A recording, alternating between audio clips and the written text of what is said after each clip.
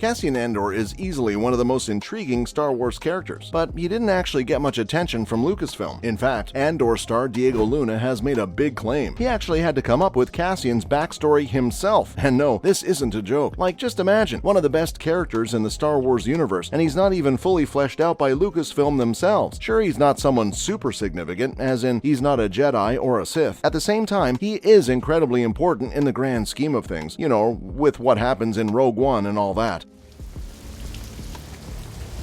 I got 300 credits in my coat pocket. Wow. What are the chances on that? That is almost exactly what it costs to come.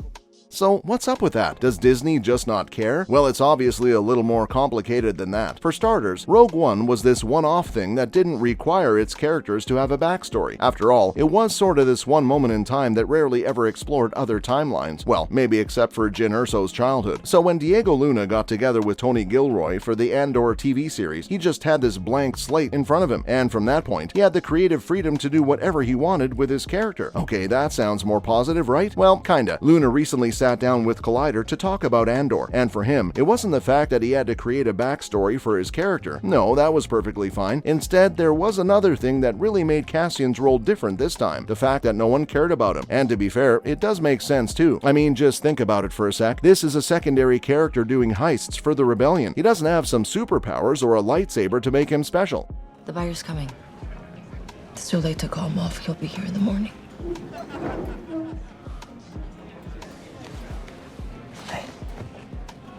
I won't forget.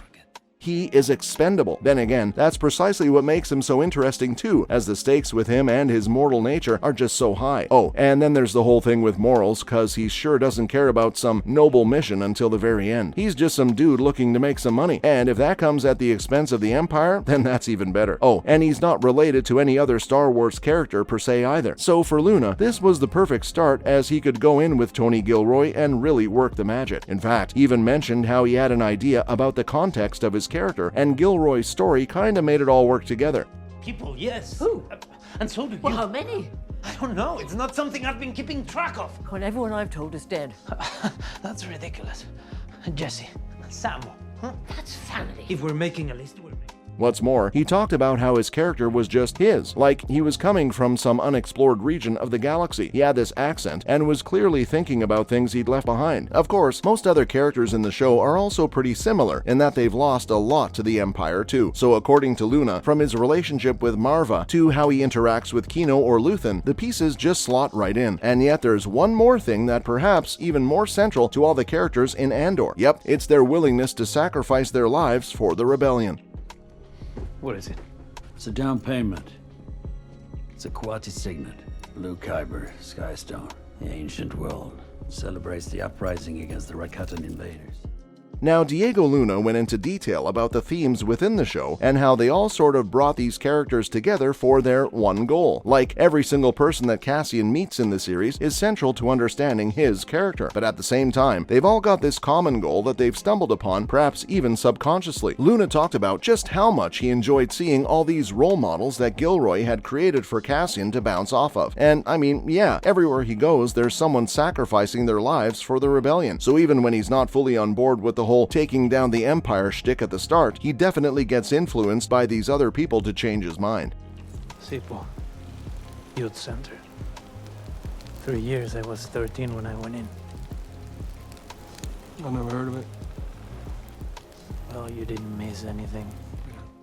In fact, Luna even mentioned that it's super interesting to see so many of these characters willing to leave everything behind for a reason they believe in. Plus, obviously it's all fictional, but it's also playing off of some very strong movements in real life. So in a way, Andor is this beautiful story that reminds us of what we're capable of. Not to mention, despite being detached from the Skywalkers and Han Solos of the world, the whole world of the show is so rich and real. That being said, while Andor Season 1 did a great job of introducing us to its characters and fleshing them out, Season 2 is gonna be very different.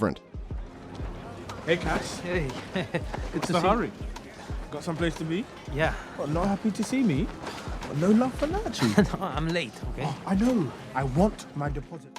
As a matter of fact, the next season is gonna go through 4 years within just 12 episodes. But there's a very important reason for that, something that most people don't even realize. Yep, it's Rogue One. Of course, a lot of people may not like all the time skips that await us in Season 2. After all, fitting that tight narrative within a single year was one of Andor's strengths during its first season. At the same time, though, the show was only greenlit for a couple of seasons. Where are we heading? She wants to bail on him. He's dying.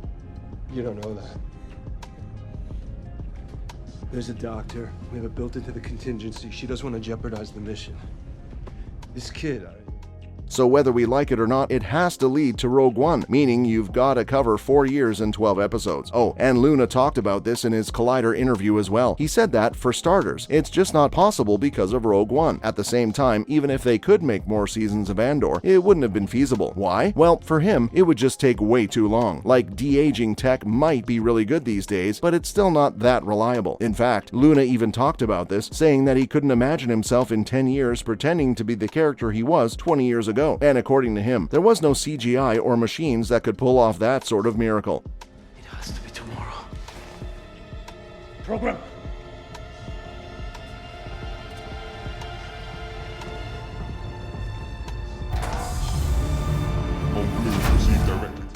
This isn't the only reason, though. In fact, this next factor may have played an even bigger part in them not going for more than 2 seasons. Of course, it's the production timeline. After all, no one wants to make the same show for over a decade, right? Like, people don't realize how long it takes to make a single season of this stuff. So to really get us on board with this 2-season plan, Diego Luna presented us with the alternative. He said that first, he didn't want it to be an animated series because, well, that's just who he is. Besides, the transition from Rogue One would have been jarring anyway. You killed 2 corpos and came home to hide. Put the entire town at risk and now there's Imperials on the street. If Damon kept his mouth shut. If this, if that, if you, if me, if... Plus, he also added that Tony Gilroy had to be the writer for this, and obviously, he wasn't just gonna do that for such a long time. As a matter of fact, Luna revealed that the first season alone took 4 years to finish. Not to mention, Gilroy has to write 12 episodes, and then the pre-production. You get the point. And it sort of makes sense from the creator's standpoint. For the show itself, I'm not too sure, so the big question remains, will Andor suffer because of these time jumps? Probably not. You see, even Andor's first season was such an unknown quantity that no one really knew what to expect, and the fact that they managed to turn that story into such an incredible 12-episode season was a testament to just how great the writing team is. That's why, even if we don't get those intimate character moments or that slower build-up in Season 2, I'm sure the writers are gonna knock it out of the park.